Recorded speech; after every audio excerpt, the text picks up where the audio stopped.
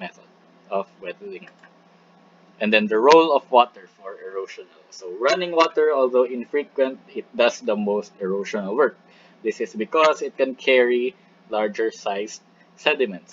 And we have here the ephemeral streams, which carries waters in response to specific episode of rainfalls. And these are the different terms of your ephemeral streams. So South American, sorry for the spelling, we have the Donga, and Wadi and Rambla for Arabian and North American, and usually this is the most commonly, which is a Spanish term, or the wash or arroyo. Okay,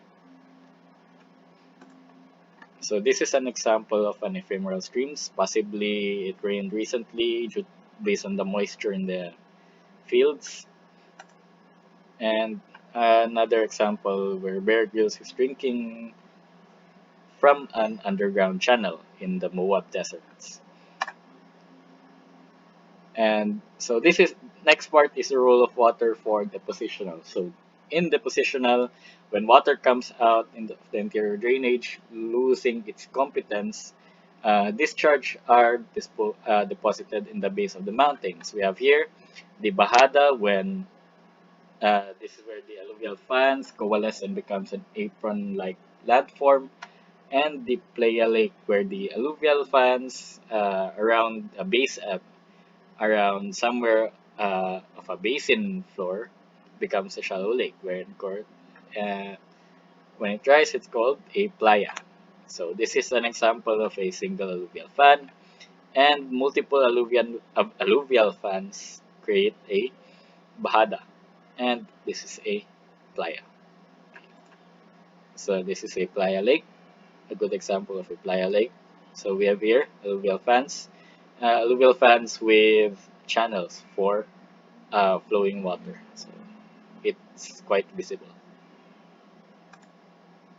And a singular alluvial fan, this one. And we have smaller alluvial fans over here. Okay, so now next we have the role of wind for erosional. So as a larger erosional agent, wind is insignificant compared to water as it cannot carry larger sized particles, but it does not mean that it is not effective.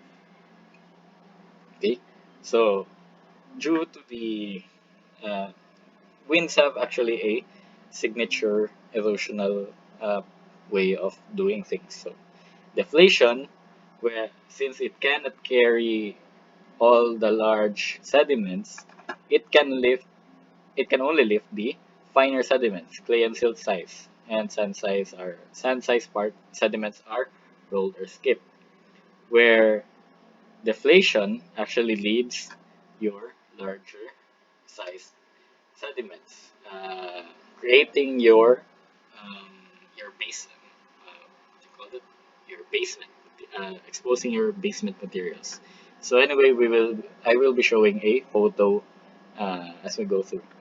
And so for the erosional landforms, we have the blowouts or the shallow depressions, and the desert pavement.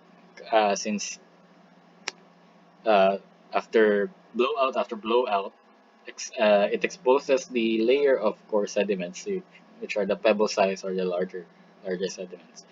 And next we have tables or the flat top mountains. We have the plateau or the mountain size, the mesa or the hill size, which is the isolated part of a plateau, and a butte, hill sized or smaller than a mesa, and or a remnant of a plateau or a mesa. And then we have a yardang, which is a streamlined, wind sculpted exposed pieces of bedrock. So this is a good example of plateau and butte and mesa. Uh, and this one too. And this is a desert blowout and yardang. So it is streamlined based on the direction of the wind, and I think it's going from right to left.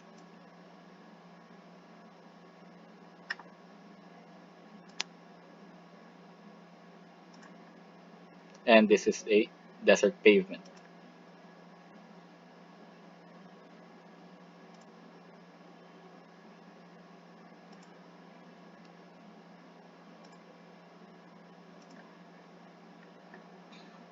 June.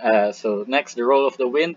Uh, Continued. We have June migration, which is the simultaneous erosion, transportation, and deposition of sands, and can sometimes mislead people that the sand dunes are alive. This is common in navigating through deserts where the dune where the wind is very quite strong, that the dune moves or it is forming, consequently eroding and forming at the same time. But with the sandstorm strength winds instead of dews, those are formed. Instead, the strength of sorting sediments is not present. Therefore, lows are actually uh, unsorted sediments caused by your sandstorm or dust storms. So this is the process of dune migration. So we have here a subsequent erosion and deposition of your uh, your sand dunes. And then this is an example of a sandstorm.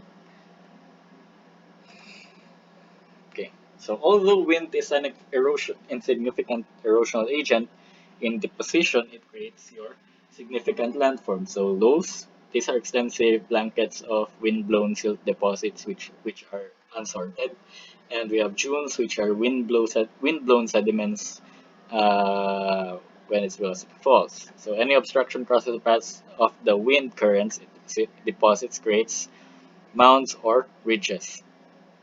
So we have two sides. Two We have the parts of a dune. We have the slip side of the dune where the sediments are sliding down, deposited, and the cross beds, which are the inclined manner where the sediments are deposited in response to obstructions. So these are lows. As you can see, they are quite a bit unsorted.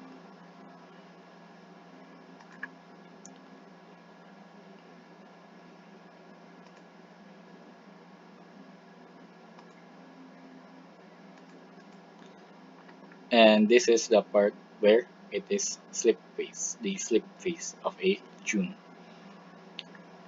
So, on other words, this is also called the lee side and the stoss side. Okay, so this is the crossbeds of the Navajo sandstones. Don't be confused with crossbeds and folded beds.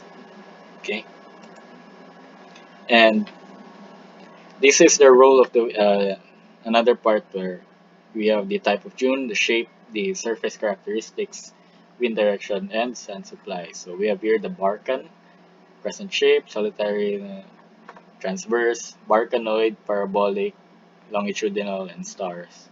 So these are also in the top side. These are the factors for the landform created by your winds or the dunes rather. Uh, Factors for creating your different types of dunes.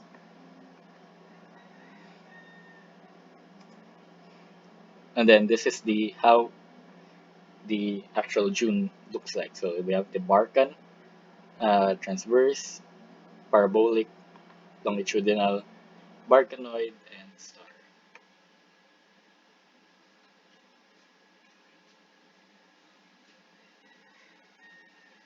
Okay, and that's it for today. Thank you for listening.